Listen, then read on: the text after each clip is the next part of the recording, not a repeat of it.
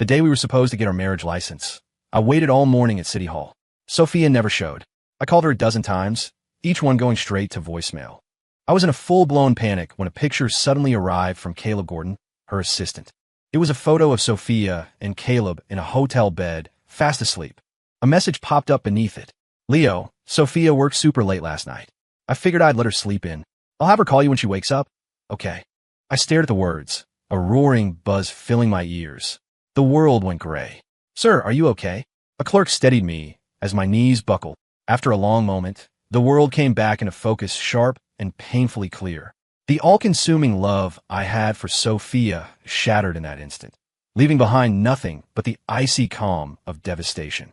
I picked up my phone and typed a reply to Caleb. Forget it. Just leave the trash where it is. Back at the office, I walked straight to my desk, opened my laptop, and started a new document, resignation letter. As my fingers flew across the keyboard, memories flooded back, an unstoppable tide. 3 years ago, when Sophia took over her family's company, Reed Innovations, their suppliers were skeptical. They put contracts on hold, watching to see if the new CEO would sink or swim. Projects stalled, credit lines were about to snap, and she was terrified. I was head over heels in love, so I didn't hesitate. I quit my job and joined her team. To pull the company back from the brink, I poured everything I had into it. I used my engineering background to spearhead the development of a groundbreaking new product that was miles ahead of the competition. I pulled all-nighters negotiating with key suppliers, securing better terms, and finally, I landed a major investor who injected the capital we desperately needed. The company was saved. The turnaround became a legend in our industry, and Sophia was hailed as the new Iron Lady of tech.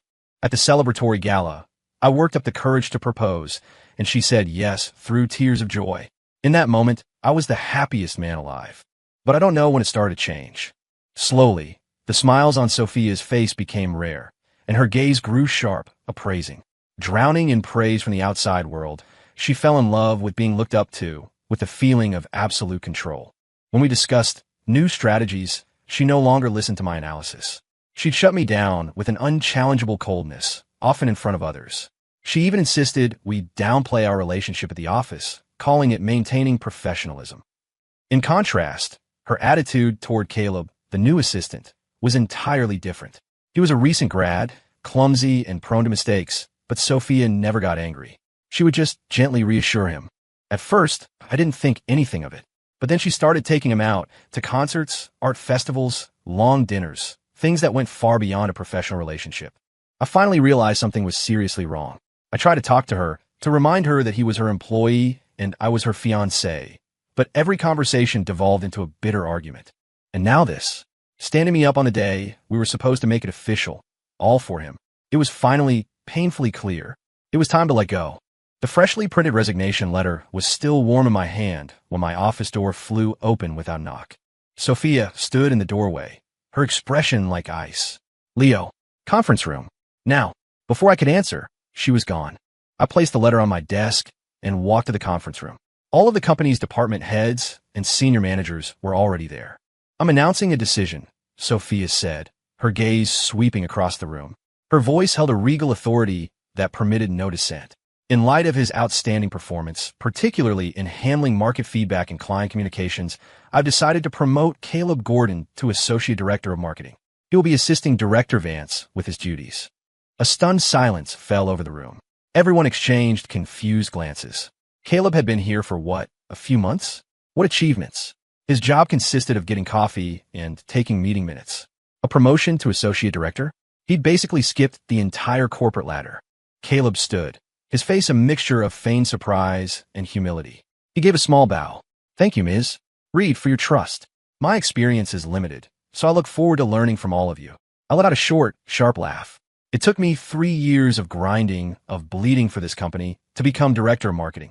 And now, with a single sentence, Sophia was promoting her little pet project to be my number 2. She was really trying to get under my skin. As if she heard my scoff, Sophia's eyes locked onto mine. She spoke in a commanding tone. Leo, you're experienced. You know it takes time for new leaders to get up to speed. Our new product launch is in 3 days. It's the perfect opportunity for you to mentor him. I refused. My voice was colder than I'd ever let it be with her. Marketing doesn't need a two-faced sycophant who only knows how to play innocent and suck up. The room went dead silent. No one had ever seen me, the man who had always been Sophia's biggest champion, so openly defy her, especially not with such brutal honesty. Caleb's face went white, and his eyes immediately welled up with tears, as if he'd been mortally wounded. I know Director Vance has some misunderstandings about me. Please just give me a chance. I'll work hard. I won't disappoint Ms. Reed. Sophia's expression softened into one of pure sympathy. She pulled a tissue from her purse and dabbed at his eyes before turning her glare back to me, her face a mask of fury. Leo, my office. Her voice was low, laced with an approaching storm. I stood up, my face a blank slate, and followed her out. The second her office door closed, Sophia's tone shifted, becoming uncharacteristically gentle. Leo, I know you're acting out because of this morning. I forgot about City Hall, she said, the lie rolling effortlessly off her tongue. I had a last-minute meeting with a massive client, and I couldn't get out of it. You know I did it for the company, for our future. We can get the license anytime. Once things calm down, we'll pick another day. She sighed. Even if you're mad, take out on me. Don't bring this negativity to work. How ironic. The first time I'd heard that gentle tone from her in months, and it was all a lie, all to protect another man. You've gotten good at acting, Sophia, I said, giving her a sarcastic thumbs up. Spending time with Caleb has really improved your range. You don't even blush anymore. Leo, you don't believe me? A flash of panic crossed her face, but she held her ground. I held up my phone, the picture of them in bed displayed on the screen. You must have been working so hard, Ms. Reed. Taking client meetings in hotel beds now? That's a level of dedication I can only aspire to. Her eyes darted to the screen, and she rushed to explain. I was exhausted from working late. Caleb took me to a hotel, but we got separate rooms. Nothing happened. I didn't tell you because I knew you'd overthink it. How many times have we fought because of your jealousy? I'm tired of it. Your ability to twist reality is truly impressive, Ms. Reed. No wonder they call you the Iron Lady. That jab hit a nerve. It was like dropping a match in gasoline. Sophia exploded. Don't you push me, Leo. This promotion is a notification, not a negotiation. You don't have the right to refuse. The old me would have been terrified of her anger, would have done anything to calm her down. But now I just looked at her, feeling nothing but a profound, settled emptiness. As long as I'm the director of marketing, I said calmly, if you dare bring him onto my team, I'll find 100 ways to make his life a living hell. I waved a dismissive hand, unwilling to continue the conversation, and walked out of her office. Crash! Something heavy hit the door behind me. I didn't resign on the spot for one reason. The new product launch in 3 days.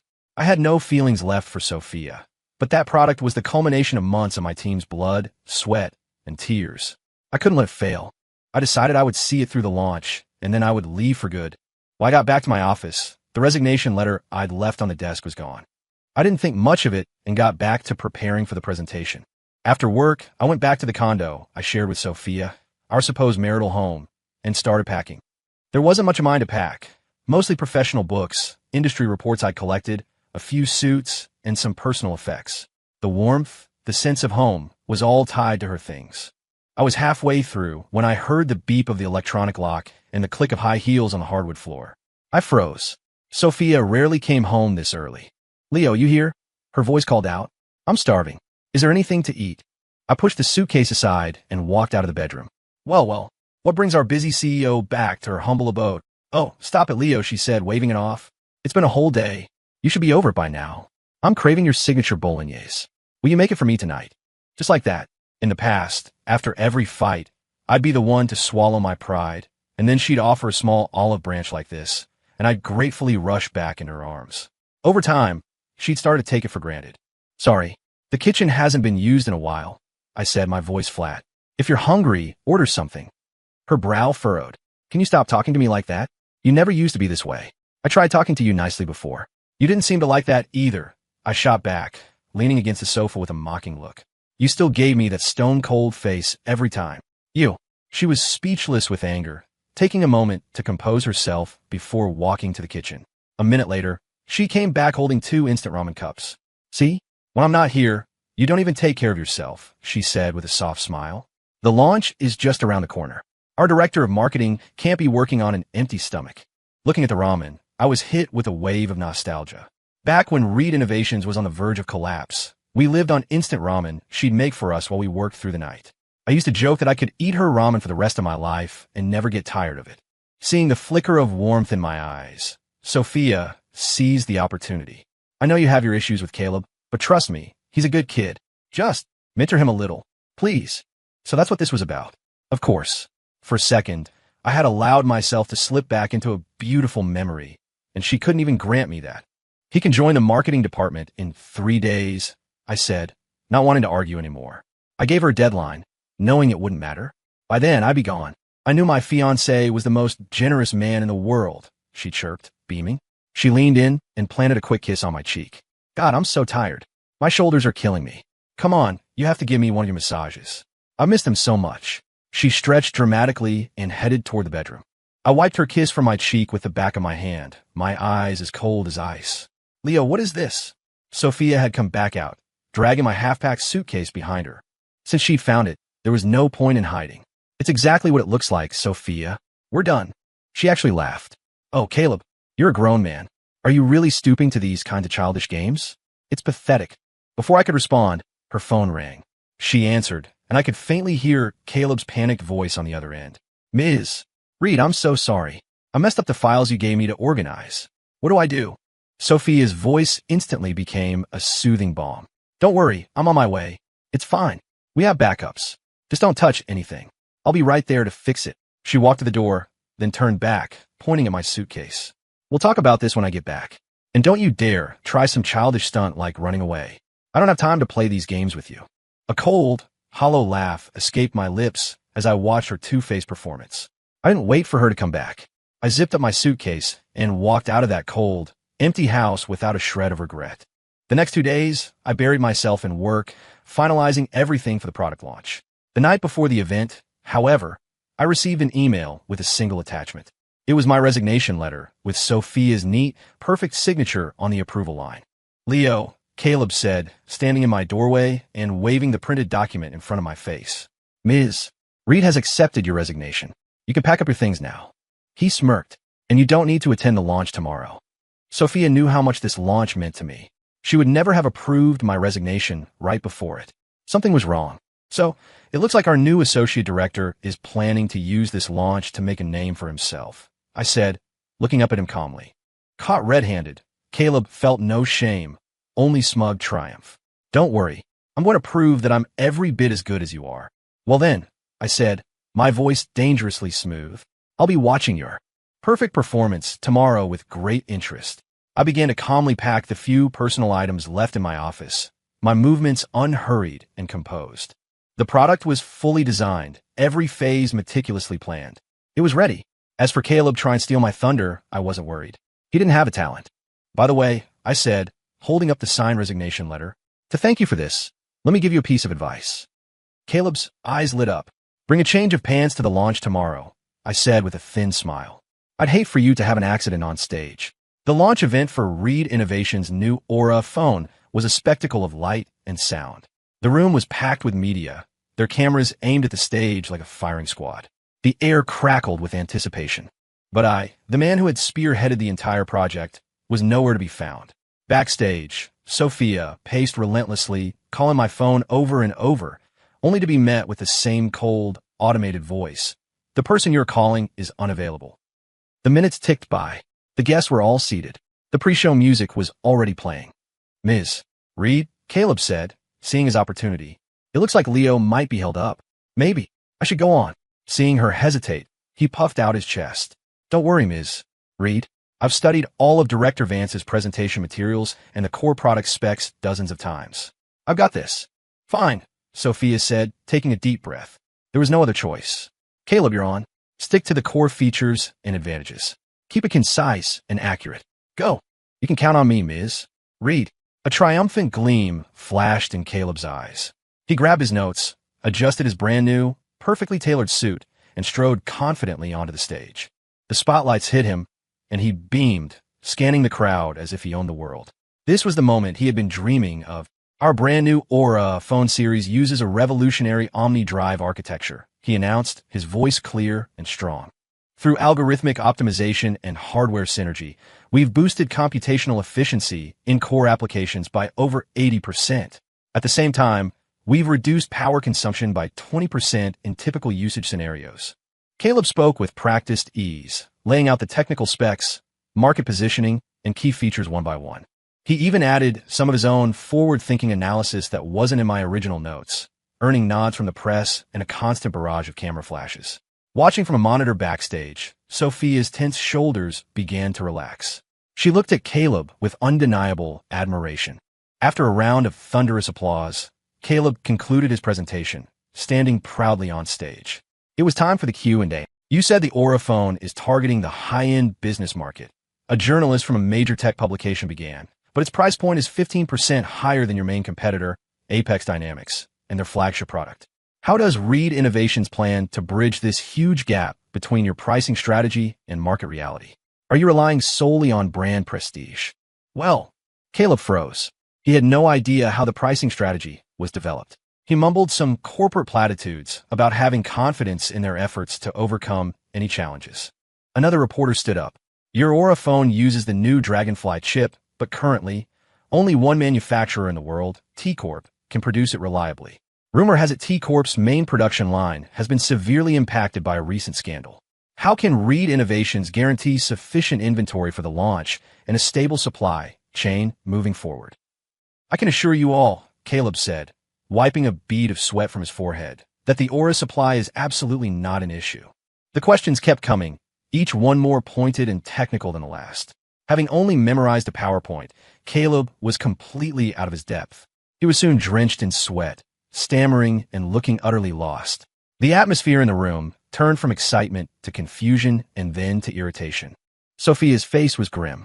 She strode onto the stage and took the microphone. My sincerest apologies. Due to unforeseen circumstances, we will have to conclude the press conference here. We will be organizing an online Q&A session soon to answer any further questions. The entire event ended in an awkward, embarrassing fizzle. The rapid, furious clicking of Sophia's heels on the marble floor of the executive wing signaled her rage. Leo, you owe me an explanation, she yelled, throwing open my office door, only to find it completely empty. The only thing left was a single sunflower plant on the windowsill, a gift she had given me. Sunflowers symbolize faith and loyalty, she had told me once. They represent the devotion in our love. Her own words echoed in her mind, and a wave of pure dread seized her heart. She rushed to the HR department, her voice trembling slightly as she asked the director, Ms. Davis, what happened to Leo's office? Startled by the CEO's panicked expression, Ms. Davis answered respectfully, Ms. Reed, Director Vance has officially completed his resignation process. What? Sophia felt like she'd been struck by lightning. When did this happen? Don't I have to approve his resignation? But you already signed it, ma'am, the HR director said, timidly handing her the document. Mr. Gordon brought it to me himself yesterday. Sophia stared at her own signature. She remembered it now. Caleb had brought her a stack of documents to sign yesterday. He'd been standing beside her, showering her with flattery and admiration, distracting her so much that she'd signed everything without reading a single page. She never imagined that Leo's resignation letter was buried in that pile. An icy chill shot up from her feet to the top of her head. The world started to spin. Seeing her sway, Caleb rushed forward to admit his mistake. Ms. Reed, it's all my fault. I was careless. I should have reminded you what was in the files. Normally, this act of pitiful contrition would earn him Sophia's sympathy and absolve him of any wrongdoing. But not this time. Sophia's eyes were bloodshot. She spun around and slapped him across the face, the sound echoing through the quiet office. How dare you? She shrieked, her voice distorted with a rage so pure it stripped away all her usual composure. I'm not an idiot. Don't think I don't know what you were trying to do. Ms. Reed, maybe you should go home and check, the veteran HR director suggested, knowing the nature of my relationship with Sophia. Yes, home. Leo must be at home waiting for me, Sophia muttered, a desperate hope dawning in her eyes. She raced out of the office and drove home, the image of my packed suitcase from a few days ago filling her with a growing sense of panic. She burst through the door to find the condo just as empty as my office. Everything that was mine, every book, every suit, every trace of my existence was gone. No, Sophia whispered to herself, forcing a calm she didn't feel. Leo loves me too much. He wouldn't just leave. He's just playing hard to get. That's all this is. She pulled out her phone, her hands shaking as she dialed Caleb's number. She gave him a new, final command. Find Leo. Find out where he is. If you can't, don't even think about coming back. While Reed Innovations was crashing and burning, I was watching the whole thing unfold on a live stream from the VIP lounge at O'Hare. Seeing Caleb self-destruct on stage, I couldn't pretend I felt nothing. A tremor of pure, unadulterated satisfaction ran through me. I stood up, clenched my fist to keep from shaking, and finally I couldn't hold it in anymore. I burst out laughing. "Serves you right, Sophia," I muttered to the screen. "Now you see what your precious little pet is really made of." Huh. A laugh from nearby cut through my thoughts. I looked over and saw a familiar figure, also glued to her phone, cackling with delight. "Hey, this is a public place. Have some class," I grumbled. Lauren Sinclair looked up. The smile on her face froze, then melted into a perfect theatrical eye roll. "Leo Vance? What are you doing here?" I knew my eye was twitching all morning. Had a feeling it was a bad omen. Lauren was the CEO of Apex Dynamics, Sophia's fiercest competitor. For years, our companies had been locked in a brutal corporate war. Thanks in large part to my work, Reed Innovations had usually come out on top, which meant Lauren treated Sophia and me like a personal nemesis whenever we crossed paths. "Wait a second," she said, her brain catching up. "What is the great director Vance doing here? Shouldn't you be at your own product launch?" She glanced down at her phone, where the disastrous press conference was still playing out. "I could be wherever I want." "Mind your own business," I said, closing my eyes to rest. But she wasn't done. She leaned closer, a wicked grin on her face. "Trouble in paradise? Or did Sophia finally find a new boy toy? Go on, tell me. I could use something to brighten my day." The truth was a raw wound. I ignored her, pretending she wasn't there. Lauren let out a dismissive humph and went back to her phone. I don't know how long I dozed, but I was jolted awake by a commotion. "Ma'am, you can't go in there. Please, you need to leave." I opened my eyes to see Sophia shoving past an airport employee and storming into the lounge. Her hair was a mess, and her eyes were locked on me with a desperate intensity. "Leo, are you done with this tantrum? Come home with me." "Sorry, Ms. Reed, but I've already resigned," I said coolly. "Leo, I know you're just throwing a fit because I've been spending time with Caleb," she said, lowering her voice. "I promise, I'll keep my distance from him. Is that what you want to hear?" "Oh no, don't do that on my account," I said with a breezy smile. "I'm actually starting to ship you too. You should make it official." "Leo, don't be like this," she pleaded, her voice cracking. "The launch was a disaster. I need you right now. Please, come back to me." She reached for my arm. I pulled away sharply. The motion wasn't violent, but my rejection was absolute. "Sophia, there is nothing left between us. Please stop harassing me." Her face went pale. "You're lying, Leo," she whispered, her tone shifting to one of pure desperation. "You promised you'd take care of me for the rest of our lives. Have you forgotten? Why don't you let your little assistant take care of you? I clearly wasn't doing a very good job." I remained unmoved. "How many times do I have to tell you? I just see him as a little brother," she cried, on the verge of hysteria. I pulled out my phone and played a video a friend had sent me. It was security footage from the hotel the night before our City Hall appointment. It clearly showed Sophia and Caleb walking into a single hotel room together, embracing, and not emerging until noon the next day. Is this what you call separate rooms, and nothing happened? It's not what it looks like. Let me explain. This doesn't prove anything. Sophia, I stared her down, my voice level and sharp, peeling back the last layer of her delusion. The moment you agreed to spend an entire night alone in a hotel room with another man, what did or didn't happen in that room stopped mattering to me. Do you understand? The color drained from her face. Cornered and exposed, she lashed out, the truth finally spilling out in a torrent of rage. "What do you know? If you were a little more needy, if you relied on me more instead of being so damn brilliant and capable all the time, maybe I wouldn't have had to look for comfort somewhere else." In that moment, I understood everything. She had become addicted to being admired, to being needed. All my hard work, all my success, everything I did to support and protect her. In her eyes, it had become a threat, something she couldn't fully control. The fragile, incompetent Caleb was the perfect vessel for her burgeoning savior complex. My entire worldview felt like it was crumbling. So being too good at my job was my original sin? That's some truly touching logic, Sophia. If your maternal instincts are that strong, why don't you go adopt a child? Why bother digging through a dumpster to find a piece of trash like Caleb? "Leo, you bastard," she screamed, shaking with fury. All her attempts at pleading, at compromise, at weakness were shattered. "Don't you think for a second I can't survive without you? Reed Innovations will be just fine." "Oh, really?" The sarcastic smile on my face deepened, mingled with a profound sense of relief. I grabbed my suitcase. "Well then, I wish you the best of luck. My final words were light, but they landed like a slap across her face. I walked past her without a second glance, but out of the corner of my eye, I saw Lauren Sinclair.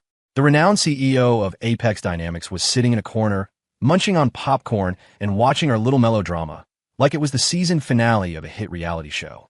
Boarding the plane, I could buckle my seatbelt and close my eyes, ready to shut out the world. Then I heard a familiar voice from the seat next to me. I seriously need to start reading my horoscope. My luck today is just abysmal. My headache intensified. During the flight, I could feel her staring at me. It was relentless. Finally, I couldn't take it anymore and opened my eyes, meeting her gaze. Her eyes were wide, practically screaming, "Spill the tea," and her expression was one of someone about to burst from holding back 1,000 questions. "Just ask whatever you want to ask," I sighed, resigned. "I don't want you to hurt yourself holding it in." Her face lit up like a Christmas tree. She leaned forward eagerly. "Really? Okay, no holding back. Let's have it. What is the hot, juicy, scandalous gossip between you, Sophia, and that little wilting flower she's so obsessed with? Are you sure you're the ruthless CEO of Apex Dynamics?" I couldn't help but ask. "Excuse me, it's after hours," she retorted, pouting. "Do you expect me to keep my work face on 24/7? Let me live a little." She leaned in again. "Come on, tell me." "No comment," I said, crossing my arms. "Hey." Her excitement evaporated, replaced by a comical pout. Her face scrunched up in annoyance. "Then why did you tell me to ask? You take it back. So stingy." She huffed, turned away, and started watching a show on her tablet. The plane landed in the sun-drenched beauty of Miami. This was the city Sophia and I had dreamed of visiting together. Now I was here alone. After grabbing my luggage, I took the hotel shuttle and checked in. As I pulled out my key card, I heard a beep from the room directly across the hall. The door swung open. I looked up, my heart sinking with a sense of cosmic absurdity. "You have got to be kidding me," Lauren and I said in perfect unison. The next morning, the sun was brilliant. I threw on some casual clothes and sunglasses, ready to explore the city and clear my head. The moment I opened my door, however, Lauren's smiling face was there to greet me. "Huh, I've figured it all out," she declared with a triumphant grin. "As your top competitor, I keep very close tabs on every move Reed Innovations makes." "Right," I said, walking past her without breaking stride. "Oh, don't be mad," she chirped, falling in a step beside me. "It's Sophia's loss." She threw away a diamond to pick up a worthless rock. "Lauren, what do you want?" I stopped and turned to face her, my brow furrowed. "My point is," she said, puffing out her chest and giving me a playful wink, "since Sophia doesn't want you, you should be with me." Huh. I was completely lost. Oh no. Realizing how that sounded, she quickly backpedaled. Join Apex. With us working together, we could absolutely crush Reed Innovations. We'll make Sophia regret the day she was born. Not interested. Later, on the beach, I stared at Lauren, who was happily sipping from a coconut. "I already told you I'm not interested." "I expected you to say that," she said, taking a long sip. "Even the best salesmen get told no a few times first. I'm confident I can win you over." "Lauren, don't you have some kind of business event to attend here?" I tried to steer her back to reality. "My most important business right now is poaching you," she declared. "My assistants can handle the small stuff." She suddenly brandished a massive water gun from out of nowhere. "All right, no more work talk. Time to relax." And with that, she opened fire. For the next few weeks, wherever I went, Lauren was there, as if she'd planted a GPS tracker on me. When I wandered through the city's historic, cobblestoned alleys, she'd be right behind me, backpack on and ice cream in hand, acting as my personal tour guide. When I hiked to a fog-shrouded mountain peak, she'd follow, panting and complaining the whole way up, only to shout with renewed energy at the top, "This view is incredible." We spent the better part of a month like that. She was incredibly thoughtful and took care of everything, but she never once mentioned her offer for me to join Apex again. One evening, standing by the pier at South Point Park, I couldn't hold back anymore. "All right, Lauren, have you decided to abandon Apex Dynamics? Are you making a career change to be my personal tour guide?" "Of course not. That's the empire my father built for me," she said, hands on her hips, looking at me like I was insane. "Did you really think I was just playing around with you all day?" She pulled out her phone and waved it in front of my face conspiratorially. "Behold the magic of technology. I've been handling all my meetings, approvals, and decisions late at night while you were sound asleep." For a fleeting second, I thought I saw faint dark circles under her eyes. "Hey, Leo, let's go see a puppet show tomorrow," she said, already planning our next adventure, her eyes sparkling with excitement. "I'm done playing," I said, shaking my head. She froze, a flicker of anxiety in her eyes. I stood up and stretched. Can't just have fun all the time. A man's got to earn a living. So, what are the benefits like at Apex? Lauren stared at me, dumbfounded. A second later, her eyes went wide, as if a million stars had just exploded within them. Leo, are you serious? You'll do it. Yeah, I nodded. Yes. That's amazing, she yelled, jumping up and down like a little kid. You can name your salary. As she suddenly stopped, her expression shifted, and she lunged at me playfully. Wait a minute. You were just messing with me before. You can't hold it against me when I start. I laughed, dodging her attack. We'll see how you perform, she said with an arrogant pout. And we are still going to the puppet show. I've been looking forward to it. A few days later, I quietly joined Apex Dynamics. Lauren had wanted to throw a massive welcome party and invite the press to proclaim it to the world, but I shut that down immediately. I didn't want any unnecessary drama. She understood without any argument. Don't worry, Leo, she'd said, patting her chest. I know you hate all that corporate nonsense. You just focus on what you do best, designing brilliant things. Turn your genius ideas into reality. As for the difficult suppliers and the nitpicky distributors, she waved her hand, her smile confident and radiant. Leave them to me. A warmth spread through my chest. It was a feeling of being seen and valued that I had never once gotten from Sophia. At Apex, I threw myself into developing a new product. Lauren gave me an astonishing amount of freedom and control, with resources greenlit, no questions asked. All the brilliant, radical ideas that Sophia had shot down as too aggressive, too expensive, or too complex for users were not only understood here, but given fertile ground to grow. Inspiration flowed like a torrent. I had a powerful feeling that we were creating something that would completely change the industry. Just as the new product was nearing completion, I got a call from an unknown number. It was Sophia, her voice heavy with exhaustion. Leo, I know I was wrong. I hung up before she could finish and made a mental note to change my number. The next evening, when I got back to my apartment building, she was there, waiting for me. She was wearing a pale yellow dress, one that used to be my favorite. The moment she saw me, her eyes lit up, and she hurried over. Leo, you're finally back, she said with a gentle smile, holding up a thermos. You haven't eaten, have you? I've been learning to cook. I made something for you to try. For a dizzying moment, I saw the woman I had first fallen in love with, the Sophia I had loved down to my bones. But that beautiful memory had long since been crushed to dust by her own hands. If you have nothing else to say, Ms. Reed, please leave, I said, my voice like ice. Leo, please, she said, grabbing my hand, her voice pleading. I fired Caleb.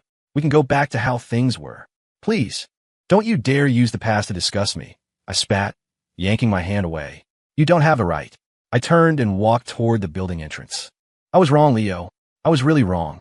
Please forgive me, she cried out desperately. You wanted to marry me, right? We could go tomorrow. We'll get the license, I promise. No, thank you. I stopped and looked her directly in the eye, speaking each word with chilling clarity. Sophia, I am genuinely, sincerely grateful to you.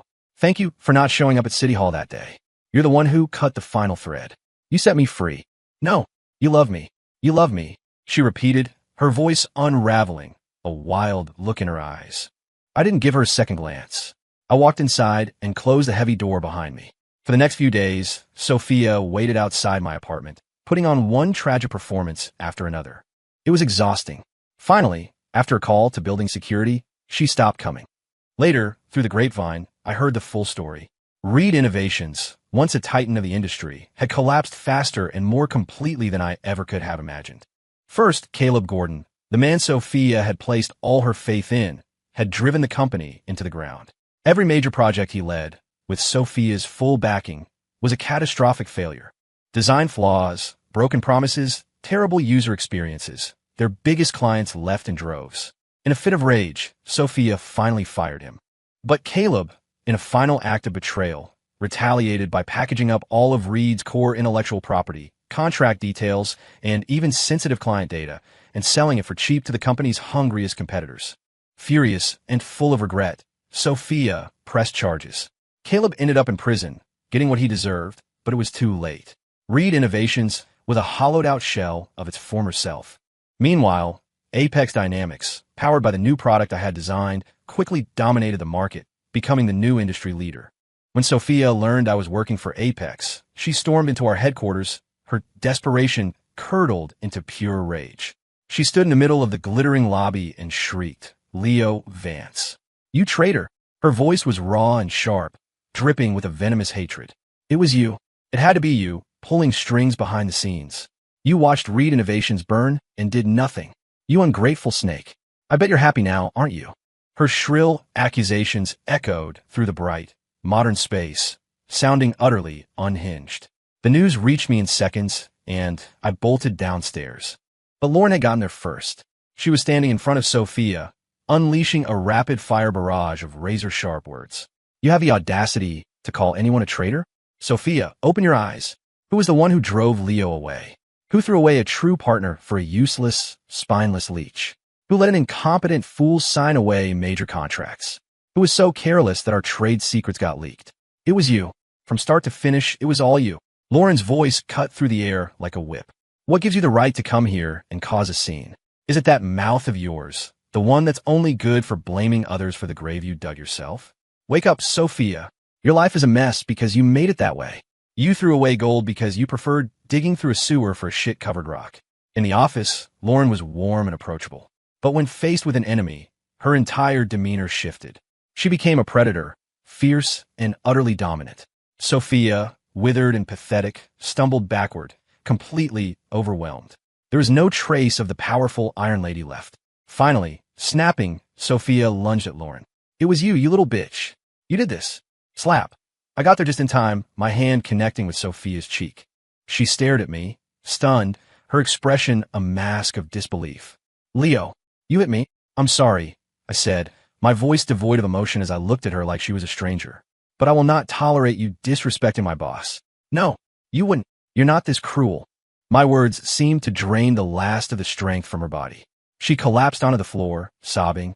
In that moment, she finally understood.